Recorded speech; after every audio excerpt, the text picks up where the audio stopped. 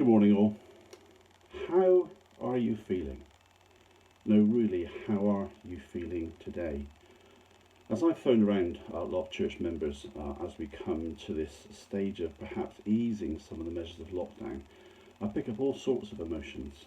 Some are bored, some are really fed up, some are feeling trapped in. We've got our lack of routine, our lack of motivation, we not know what the future holds. And many are burdened, many are worried, many are anxious. And if that's you this morning, I want you to take heart in our gospel reading from Matthew's gospel, from Matthew 11. And right to the end of that passage is those famous words of Jesus where he says this: "Come to me, all of you who are weary and carry heavy burdens, and I will give you rest. Take my yoke upon you. Let me teach you, because I am humble and gentle at heart, and you will find rest for your souls. For my yoke is easy to bear, and the burden that I give you is light." You know, sometimes when we read the gospel stories and we think of Jesus talking to crowds, we think of people like on a big Christian day out, feeling very excited to get there, got their picnic, got their packed lunch, feeling full of life, full of energy, full of brim and bustle.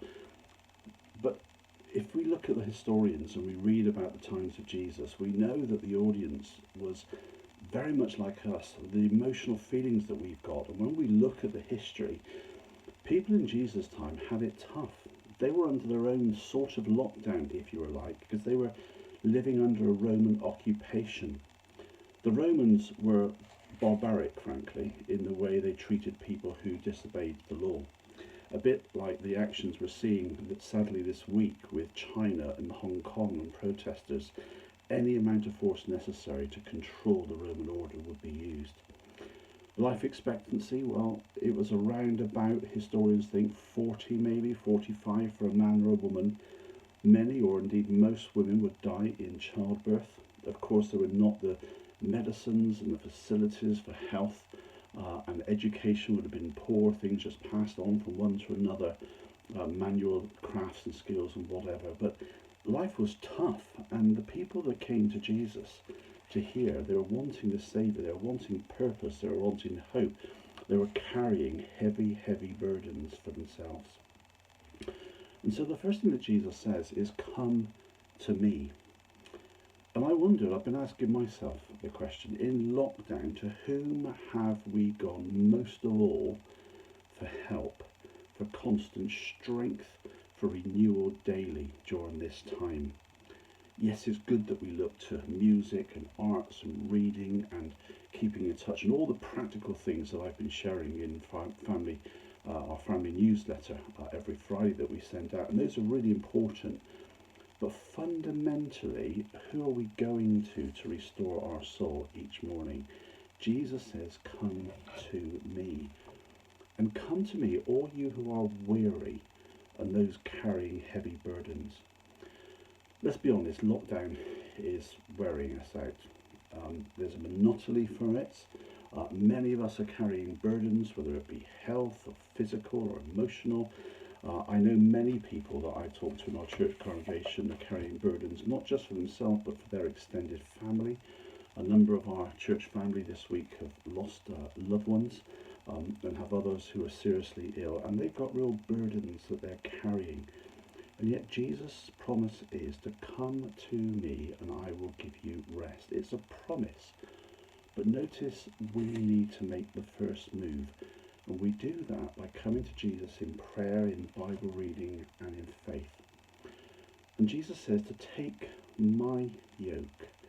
In other words, he's not saying he's going to remove the problem, but he's going to remove the yoke, the heaviness, the weariness, the burdenness of life. The weight of the burden will be removed as he takes the yoke from us and indeed gives us his yoke. It's a conscious decision, isn't it? And it's a choice daily. We can feel burdened and worn down by the consequences of all the stuff that life's thrown us at the moment. Or we can say, no, today I'm consciously going to look to God to provide day by day my daily bread, my daily needs, to give me the grace, the strength to face today and I'm going to put on the yoke of Christ, because we know it's light and it comes from his gentle spirit. Jesus says, I'm humble and gentle, and what he offers is rest for your soul. I don't know about you, but I certainly need that. As some of you know, I've not been able to access physiotherapy for 11 weeks during lockdown, and as a result, all the good stuff that was happening has got a bit unlocked, and I've probably been set there for about 2 months. So I've got a very inflamed knee and a very inflamed hip, limping a lot, and a lot of medication, and yeah, it's quite wearing, to be honest, and yet I'm consciously having to daily ask God for strength, as well as the expertise from my physio, who says I will get back again fine by September. But rest for our soul is a daily need, maybe hourly need, and sometimes it's not during the day, but it's in the night, isn't it? When we wake up and all those thoughts, all those burdens, all those anxieties come on us, and we need to again say, Lord, no, I'm going to take off this. I want to leave it at your cross, and I want to put on the yoke that you promised me, in which I can find rest, where you give me that lightness of spirit again, and the grace and the strength that I need to follow you again, to put on his yoke. It is a promise that Jesus says, and we can trust in him, that if we put on his yoke, we will find rest for our souls. And so for each of you, many of you who I've spoken to this week, and you shared with me many of the burdens that you're going through for you and for your family, I wanted to say that this message is particularly for you. You know who you are, that Jesus wants to give you that rest for your soul in the burdens that you're carrying at this time. May God bless you today and for this week. Amen.